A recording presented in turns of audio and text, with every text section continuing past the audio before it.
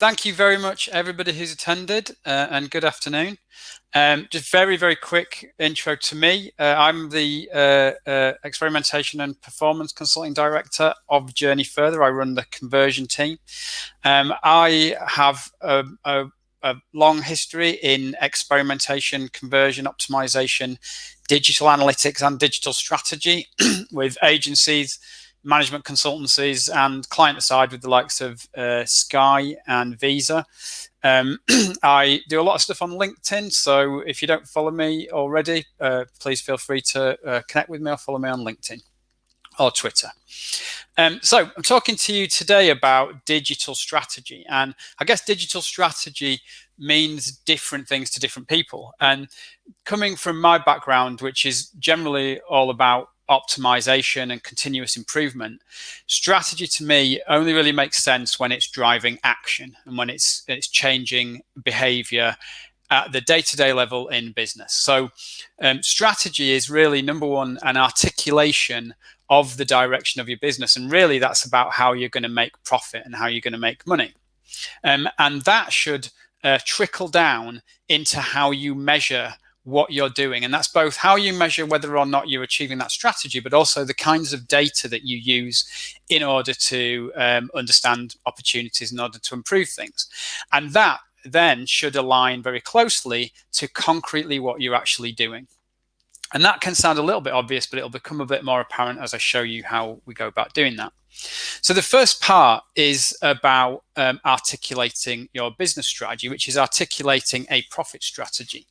And really, that's very unique to each business. What it's about is saying, how are you going to make profit? What are the levers that you need to pull in terms of both revenue and cost that is going to deliver profit margin?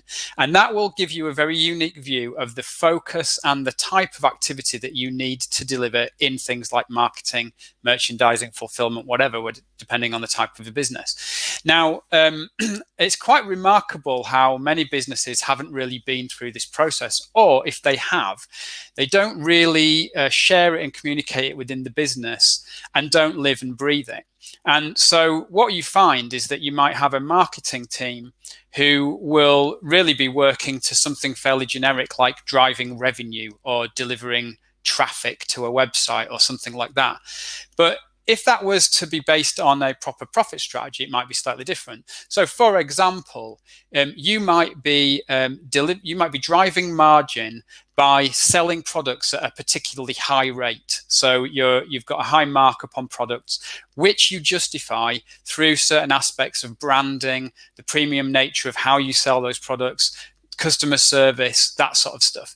And so if that is your profit strategy, then, and that trickles down to what you're doing, then your marketing team should know from a Marcom's perspective that it's all about premium. It's all about driving and justifying a high price. You might put a very high focus on service, etc. Similarly, a totally different profit strategy would be one that would sell at a low rate and deliver a load of efficiency through your supply chain. And so you might put a lot of effort on the supply chain fulfillment and things like that. So how you describe that and how you articulate it should trickle down into concretely what you're doing. And I'm going to show you a framework for how to do that. But it's based on a fictitious example of a company, which I'm calling Acme Kitchen Goods. So just to put into your mind what I'm kind of imagining here. So imagine this company, Acme Kitchen Goods, direct, manufacture and sell kitchen utensils and small appliances. And historically, they've done that through third parties, both physical retail and online, like Amazon, Argos, John Lewis, whoever. However, they have gradually developed a very strong brand recognition because the products are incredibly good and people know them. And so they've launched their own website and are ultimately driving people to a direct-to-consumer model. Now, they potentially realized that that's really good for them, that's a high-margin way of selling because there's a cost per acquisition benefit to selling like that, and there's also a lifetime value benefit because they get to have the relationship with the customer.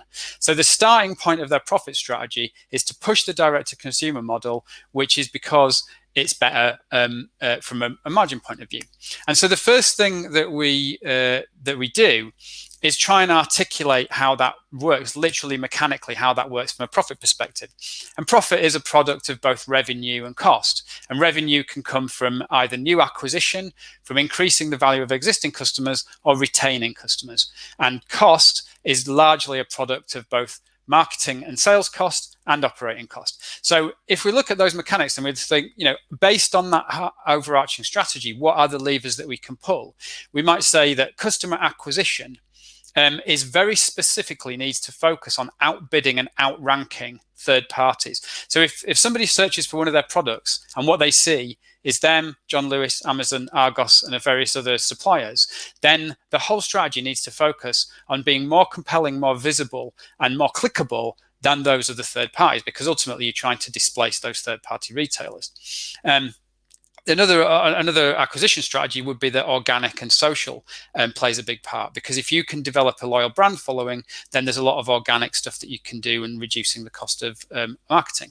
Customer value, the opportunity of the direct-to-customer consumer platform means that they should be able to upsell and add on things as people are buying things, and sell more to them through relationship marketing. And retention happens when you start to develop a relationship as well through perhaps content marketing. And the cost is reduced because you're not discounting wholesale, and also your cost of marketing should come down as you develop more of a loyal base. And operating cost comes from the fact that you own the supply chain. So these are the levers that you can pull in order to deliver against that profit strategy. However, you can't really go out and overtly try and make profit, because ultimately, what you're trying to do is deliver a customer experience and deliver something helpful for customers. So really, the framework is flipped on its head and is based on much more of a customer-centric set of objectives. And this is the starting point of the wider framework, which I'll come on to. But here, this starts to look more like a traditional marketing funnel. And this can be unique to whatever it is you're trying to do. But, you need to attract people. You need to get them to actually come to the website. You need to give them information about the product and inform them what it is that you do, convert them, actually deliver and fulfill that product or experience, and then nurture them somehow. And this is where you start to have to really properly align that profit strategy. So as attracting customers, what I've put here is, we're trying to kind of think, what does the customer need to think and feel? I know and desire the product and specifically wish to purchase it direct because I understand the unique benefit. Now you start to see here that what we're doing is ultimately trying to kind of really map down from that profit strategy how whatever happens underneath that pillar works. If you were, worst case scenario, if you were to just say, right, we need to attract people to the website, you would go out and start driving traffic to the website. But if you're not specifically thinking of that direct customer benefit vis-a-vis third-party retail, then you are not delivering against that profit strategy. Connect, the website of the landing the landing experience on the website should be persuasive and compelling, but it also needs to communicate effectively the USPs of buying direct, because somebody will have already been to a third party, or at least seen that it's available from a third party. So that is a very strong comms objective of the landing experience of the website. You inform people about the product, sell the product, but you need to cross-sell. So you need to be selling other products. So that becomes a real sort of mechanical, functional aspect of how UX works. Conversion, again, you have to add on things through the process. So that needs to be how your checkout works. Delivery needs to be a great experience. It needs to be better than the third party. And then nurturing is obviously all about loyalty.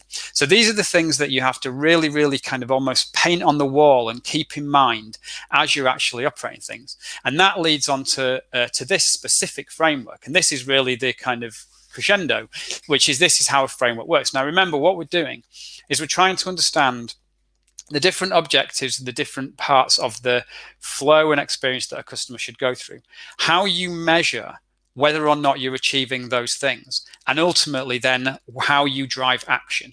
So the second two rows down here are a set of measures that are specifically trying to answer that question that you see at the top. And then what are the actual concrete things that you're gonna optimize or improve or do? And those, in a big organization, you might literally have different people owning those different things. But at the end of the day, those are the things you are focusing on. So as a concrete example, just to bring it all to light, and I'm not going to go through this in a whole load of detail, but in that attract phase, we've already defined that what we need to do is be more compelling than third parties, and to get people to understand why they should buy direct.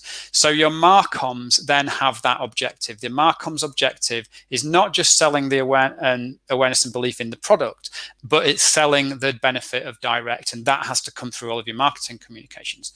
But more importantly, when you get into the realm of paid media, and here's the nub of it, really. So if you don't think about all this and you go out and you hire a PPC agency, then that PPC agency is going to start working to something like return on ad spend or ROI or even clicks or traffic or whatever. And that completely forgets the profit strategy that you've devised. If they're measuring, for example, share of search versus third-party retail, so if you're able to say, to what extent are we appearing above third-party retail in the searches that happen, then that is delivering against your profit strategy, which is about displacing third-party retail. So you're measuring and optimizing to something different that is standard because of your unique profit strategy. And that's going to inform how you do paid media. Another specific example in the inform pillar here, obviously what we've said is what's really important is that we're not just selling the product. Selling the product should be driving add to basket, but you also need to add stuff on. You need to be upselling attachments, things like add-ons, maybe not relevant for this product, but extended warranties, whatever. So upsell attachment would be a specific metric which is aligned to your profit strategy, which you can then optimize and improve as a specific thing. You might then go further and say, well, we specifically want them to attach high margin products, where you might create something like profit index, which is basically a measure of how profitable the products are that people are adding on. And that should trickle into your merchandising, upsell, and also the user experience of navigating and going through the site. And that is completely different from literally just optimizing conversion. If you were to just optimize conversion or sales or something like that, you are forgetting that profitability element, because the profitability aspect of it doesn't necessarily come into what you see on a standard basis. So again, I'm not going to go through all of this, and we're nearly out of time, but that's really the point of it. Is you've got to align and go from, as a starting point and a very top-down process, what does profit mean? What's your direction? How are you going to deliver it? Then how do you measure those things in a meaningful way? And very importantly, you have to start thinking, don't worry about the data that you've got. If you worry about the data that you've got, you'll measure what you can. Think, what do we need to measure? What's the ideal thing to measure? And then find the best possible way of doing that. Because otherwise, you're going to be dictated by the data rather than what your profit strategy is. And then ultimately, how do you drive that into behavior and action within the organization that is aligned to those things? And that's it. Thank you very much. Thank you, Jonny. That was great. I've just got one question for you before I'm going to ask you for your 15-second summary. And I guess, do you find from your experience that it's just typically sort of smaller companies who haven't figured this stuff out, or is it some of the biggest retailers out there who don't have this stuff well defined either? I think, like I say, sometimes people haven't really defined it that well, but more often than not, it's done in a kind of an annual strategy deck or something like that, which very senior people understand, but it isn't communicated and executed throughout the organization very well. And so, just like I say, you've got people in the marketing team driving traffic, when actually that is, it is an important thing, but it's not what's delivering against profit strategy. So I think, the point of that framework is that it's about everybody who is working on those things, who has the power to affect that change, understanding and aligning to that profit strategy and knowing what it is they're supposed to deliver. That makes sense. So Jonny, if you could summarize this framework in 15 seconds for hopefully to inspire someone to take it away, how would you do that? Yeah, I'd say, your business exists for a reason, and that reason is to be successful, and being successful is about profit. And how you do that is very unique to your business. You've got a lot of decisions to make about how you're going to make profit. But then if you don't follow that through, and you've got somebody that is in charge of actually delivering and executing against marketing or fulfillment or whatever, and they're not working to the same thing, then what was the point? So it's really about aligning everybody, getting everybody on the same page, and making sure everybody works towards your objective.